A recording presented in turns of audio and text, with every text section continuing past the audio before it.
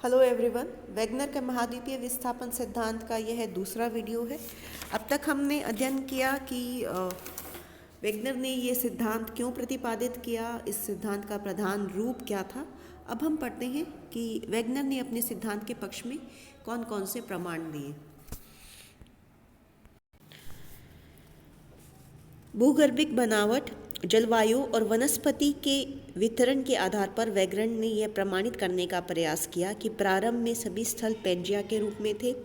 Wegener का कहना है कि वर्तमान महाद्वीपों को जोड़कर पेंजिया का रूप दिया जा सकता है। सबसे पहला प्रमाण जो वेगनर ने कहा, वेगनर के अनुसार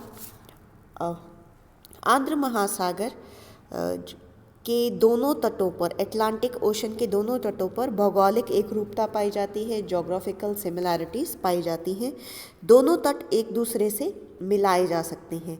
जिस तरह किसी वस्तु के दो टुकड़े करने पर उन्हें पुनः मिलाया जा सकता है, जिसे जिग सॉ फिट कहते हैं, जैसे ताला के अंदर चाबी लग जाती है, उसी प्रकार अगर हम अटलांटिक ओशन, अंत महासागर के दोनों तटों को मिलाएं तो वो एक दूसरे में फिट हो जाते हैं।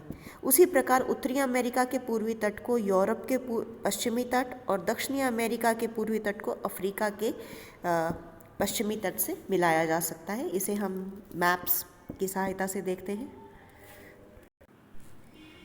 इस मानचित्र में दोनों तटों को, ये नॉर्थ अमेरिका है, ये साउथ अमेरिका, दक्षिणी अमेरिका, ये अफ्रीका और ये यूरोप। और वेगनर ने इनको इस प्रकार मिला के दिखाया कि ये अगर हम इनको वापस मिलाएं तो ये बिल्कुल एक दूसरे में ऐसे फिट हो जाते हैं जैसे ये वास्तव में कोई एक ही टुकड़ा है जो टूटकर या एक दूसरे से अलग होकर विस्थापित हुआ है, एक दूसरे से दूर गया है।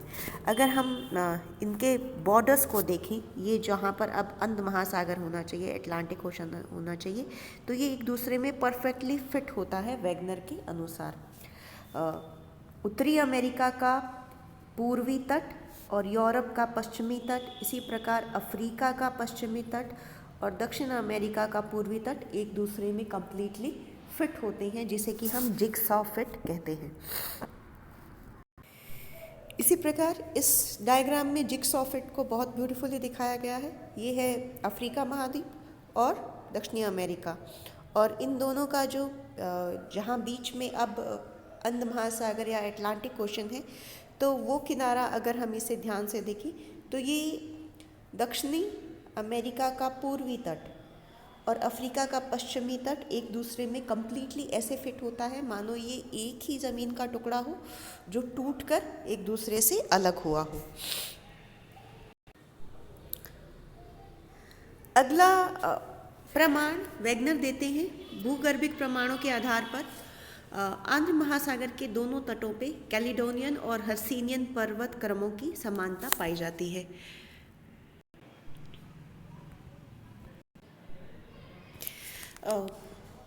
उत्तरी अमेरिका का ये इलाका और यूरोप का ये इलाका, यहाँ पर कैलिडोनियन और हर्सिनियन पर्वत क्रम एक साथ पाए एक समान, एक ही युग कर, एक ही प्रकार के शैलों के बने हुए पर्वतमालाएं या पर्वत श्रृंखलाएं पाई जाती हैं। तो इसके आधार पर वेगनर ने माना कि दोनों एक ही भूमि के, एक ही स्थल के हिस्सा रहे होंगे, जो कि बाद में समय के साथ एक दूसरे से दूर हो गए।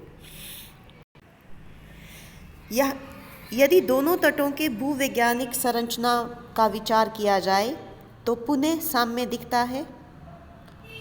डुटवाइट ने दक्षिण अमेरिका के पूर्वी और अफ्रीका के पश्चिमी तटों का गहन अध्ययन करके बताया कि दोनों तटों की संरचना में पर्याप्त साम्य है। इनके अनुसार दोनों तट पूर्ण रूप से नहीं मिलाए जा सकते, वरन 400 से 800 किलोमीटर का अंतर रह जाता है। हालांकि कंप्लीटली एक दूसरे में फिट नहीं होते हैं, थोड़ी दूरी रह जाती है, लेकिन फिर भी दोनों तटों में बहुत सारी सिमिलैरिटीज़, समानताएं हैं। अंत महासागर के दोनों तटों पर चट्टानों में पाए जाने वाले जीवावशेषों, फॉसिल्स और वनस्पतियों के अवशेषों में भी पर्याप्त समानताएं पाई जाती हैं। अब एक प्रकार के जीवावशेष और एक प्रकार की वनस्पतियां, एक प्रकार के फॉसिल्स एक ही प्रकार की जलवायु में मिलते हैं। तो ये दोनों कभी एक ही स्थान, एक ही बेल्ट, एक ही जलवायु पट्टियों का हिस्सा रहे होंगे। भूगणितीय प्रमाणों के आधार पर यह बताया जाता है कि ग्रीनलैंड निरंतर 20 मीटर प्रति वर्ष की गति से पश्चिम की ओर सरक रहा है। 1930 के बाद इसके पश्चिम की ओर सरकने का कोई प्रमाण नहीं मिला है। तो ये अब मैथमेटिकल कैलकुलेशन से एक गणितीय प्रमाण मिल जाता है कि जो ग्रीनलैंड है वो लगातार पश्चिम की तरफ, ग्रीनलैंड यूरोप से पश्चिम की तरफ खिसकता जा रहा है। ये इस बात को प्रमाणित करता है कि अगर ग्रीनलैंड खिसक रहा है तो और द्वीप या और महाद्वीप भी खिसके ही होंगे। और ये 1930 के बाद में इसके पश्चिम की ओर खिसकने के प्रमाण नहीं मिलते हैं। ये इस बात को प्रमाणित करता है कि ज़रूरी नहीं है हर वक्त, हर समय ये जो एक दूसरे से दूर खिसकने की ये क्रिया है ये चलते रहे। स्कैंडिनेविया के उत्तरी भाग में पाए जाने वाले लेमिंग नाम के छोटे छोटे जंतु अधिक संख्या में हो जाने पर पश्चिम की ओर भागते हैं, परंतु आगे स्थल न मिलने के कारण सागर में जलमग्न हो जाते हैं। इससे यह प्रमाणित होता है कि अतीत काल में जब स्थल भाग एक ही मिले थे तो ये जंतु पश्चिम की ओर जाया करते थे। देखिए, यूरोप का ये जो उत्तरी देश हैं, नॉर्वे, स्वीडन, ये इलाका, इसे स्कैंडिनेविया प्रदेश कहा जाता है। अब वैगनर ने बताया कि यहाँ पर लेमिंग नाम के जीव मिलते हैं, छोटे छोटे जंतु मिलते हैं। तो जब भी उनकी जनसंख्या ज़्यादा हो जाती है तो वो यहाँ पर उनकी जनसंख्या ज़्यादा हो जाती है तो वो पश्चिम की तरफ भागते हैं, इस दिशा में भागते हैं। अब आज के समय जब पश्चिम की तरफ भागते हैं तो वो सागर में डूब जाते हैं, लेकिन उनमें ये प्रवृत्ति आई कहाँ से कि वो जब भी उनकी जनसंख्या ज़्यादा हो जाए और उन्हें लगे कि इस भूभाग में अब उनका गुजारा नहीं होगा तो वो पश्चिम की तरफ भागे। ये प्रवृत्ति, वैगनर का मानना है कि इसके कारण यही है कि पहले ये जो ज़मीन है ये इससे जुड़ी हुई होगी। ये इलाका आपस में ग्रीनलैंड से उत्तरी अमेरिका जुड़ा होगा, ग्रीनलैंड इन स्कैंडिनेवियन कंट्रीज से जुड़ा हुआ होगा। इसीलिए इन जंतुओं में ये प्रवृत्ति आई कि जब इस इलाके में स्कैंडिनेविया के भाग में ज़्यादा भीड़ हो जाती थी तो ये पश्चिम की तरफ दूसरी खाली ज़मीन की तरफ चले जाते थे। नेक्स्ट है ग्लॉसोप्टेरिस वनस्पति। ये का भारत, दक्षिण अफ्रीका, फॉकलैंड, ऑस्ट्रेलिया, एंटार्क्टिका में पाया जाना यह प्रमाणित करता है कि कभी यह स्थल भाग भी एक दूसरे से मिले हुए थे। ग्लॉसोप्टेरिस एक ऐसी वनस्पति है जो कि भारत में भी मिलती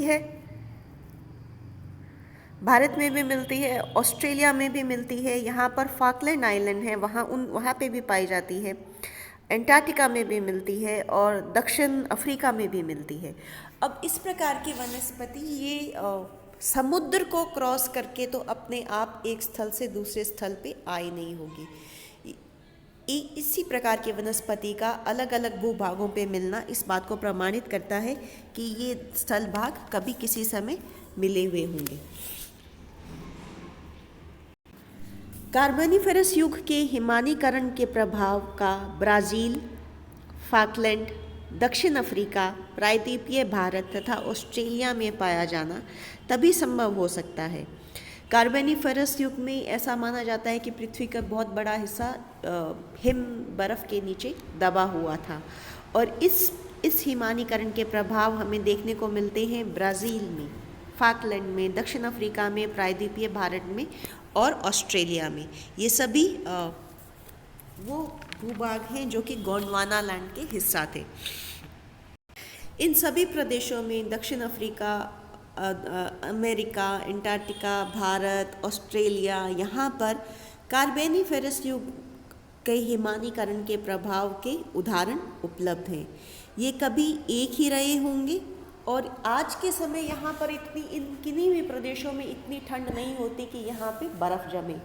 तो अगर यहाँ पर हिमानीकरण के प्रभाव हमें मिलते हैं तो ये कभी ऐसी जगह, इनकी स्थिति ये सभी एक साथ मिले हुए होंगे और इस स्थल की स्थिति ऐसी रही होगी जहाँ पर बहुत ठंड पड़ती है यानी कि किसी ध्रुवीय इलाके में इनकी स्थिति रही होगी। नेक्स्ट वीडियो में हम पढ़ेंगे प्रवाह संबंधी बल और महाद्वीपों का वास्तविक प्रवाह। Thank you.